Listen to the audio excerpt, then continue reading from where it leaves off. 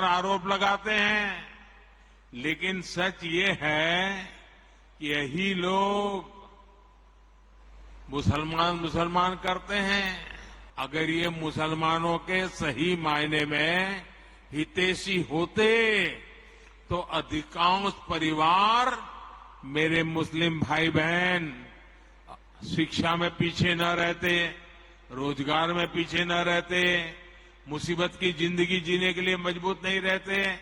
आजकल हम देख रहे हैं कि यूनिफॉर्म सिविल कोड के नाम पर ऐसे लोगों को भड़काने का काम हो रहा है। आप मुझे बताइए, एक घर में परिवार के एक सदस्य के लिए एक कानून हो, परिवार के दूसरे सदस्य के लिए दूसरा कानून हो, तो क्या वो घर चल पाएगा क्या? भारत के मुसलमान भाई बहनों को भी ये समझना होगा कि कौन से राजनीतिक दल उन्हें भड़का करके उनका फायदा लेने के लिए उनको बर्बाद कर रहे हैं। आजकल हम देख रहे हैं कि यूनिफॉर्म सिविल कोड के नाम पर ऐसे लोगों को भड़काने का काम हो रहा है। आप मुझे बताइए, एक घर में परिवार के एक सदस्य के लिए एक कानून हो, परिवार के दूसरे सदस्य के लिए दूसरा कानून हो, तो क्या वो घर चल पाएगा क्या? कभी भी चल पाएगा क्या?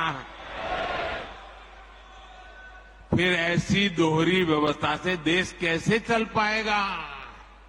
हमें याद रखना है कि भारत के संविधान में भी नागरिकों के समान अधिकार की बात कही गई है।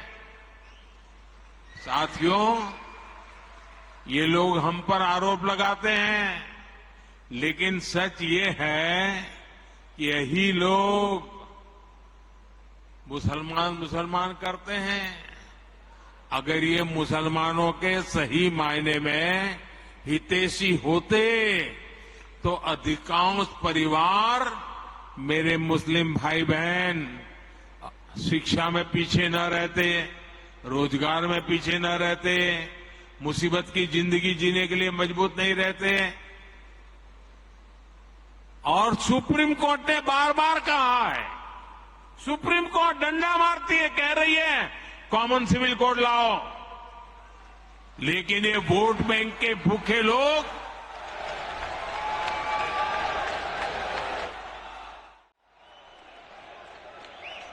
यूनिफॉर्म सिविल कोड की भारत के प्रधानमंत्री बात कर रहे हैं, तो क्या यूनिफॉर्म सिविल कोड के नाम पे आप प्लूरलिज्म, डाइवर्सिटी को छीन लेंगे क्या? आप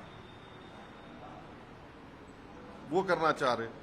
यूनिफॉर्म सिविल कोड की जब बात प्रधानमंत्री कर रहे हैं, वो यूनिफॉर्म सिविल कोड की नहीं बात कर रहे, वो हिंदू सिविल कोड की बात कर रहे। पूरे जो इस्लामिक रेफरेंसेस है प्रैक्टिसेस के, उसको वो इलीगल ट्रीट करेंगे और पूरे हिंदू प्रैक्टिसेस को प्रधानमंत्री अंडर द लॉ प्रोटेक्ट कर लेंगे।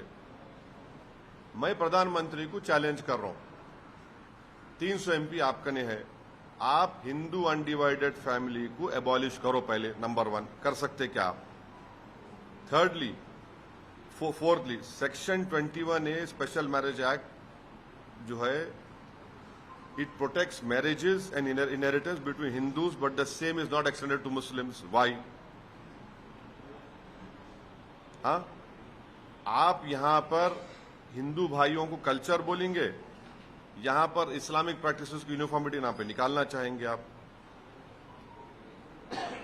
बीजेपी और प्रधानमंत्री ये बात को भी भूल गए, सेक्शन 2 जो है हिंदू मैरिज एक्ट में आदिवासियों को एग्जम्पशन देता। कर सकते क्या प्रधानमंत्री उसको? मोदी साहब करेंगे? अभी आदिवासी सरना कोड क्यों पूछ रहे भाई? आर्टिकल 371 है भारत के संविधान में, प्राइम मिनिस्टर करेंगे, नागालैंड मिजोरम निकाल सकते। एक मणिपुर को नहीं जा सक रहे प्राइम मिनिस्टर मोदी, जहां पे 300 चर्चेस को जला दिए गए, और आप 371 निकालेंगे क्या? बताओ हमारे को। आप बोलिए, प्रधानमंत्री को बोलना चाहिए इन बातों पे। देखिए, सबसे बड़ी चीज मैं आपसे ये कहूंगा, जो आजकल ये कर रहे हैं कि यूनिफाइड कॉमन कोड होना चाहिए, मैं समझता हूँ उसकी तरफ इनको सोचना चाहिए। ये मुल्क डाइवर्स है, इसमें हर किस्म के लोग रहते हैं, हर मजहब रहता है, हर जबान के लोग रहते हैं, हर सोच के लोग रहते हैं, और मुसलमानों का अपना शरीयत लॉ है, उसकी तरफ भी इनको नज़र रखनी चाहिए। और इसके बजाय कि इसको आगे चलाएं, इस पे बार बार सोचें कि कहीं कोई तूफान ना आए अगर इसके लिए इन्होंने कोई कदम उठाया। यात्रा को भी मैं मुबारक करता हूँ, कल से शुरू हो जाएगी, अल्लाह करे कि वो कामयाबी से जाए और दुआएं यहाँ से ले जाए। ईद की सबको मुबारक। ये वो दिन है जबकि अल्लाह का हुक्म आया इब्राहिम अलैहिस्सलाम पे कि जो सबसे प्यारी चीज़ है उसको मेरे नाम पे कुर्बान करो। उसने सोचा कि बस मेरा बेटा सबसे बड़ा, मैं उससे ज़्यादा मोहब्बत करता हूँ। उसको ले गए अल्लाह के नाम पे, तो उससे कहा, इस्माइल अल्लाह का हुक्म आया है। बेटे ने कहा, जो अल्लाह का हुक्म है उसे पूरा करो। और अल्लाह के पहुँचे जहाँ उनको ज़बह करना था, वहाँ अल्लाह का हुक्म आया कि बस इब्राहिम तुम कामयाब हो गए, जाओ कोई जानवर लाओ। आज वो दिन है जब अल्लाह के नाम पे हम कुर्बानी देते हैं। अल्लाह करे कि हमारी कुर्बानी कबूल करके हमारे मुश्किलों को कम करे और हम लोगों को अमन से और चैन से रहने दें।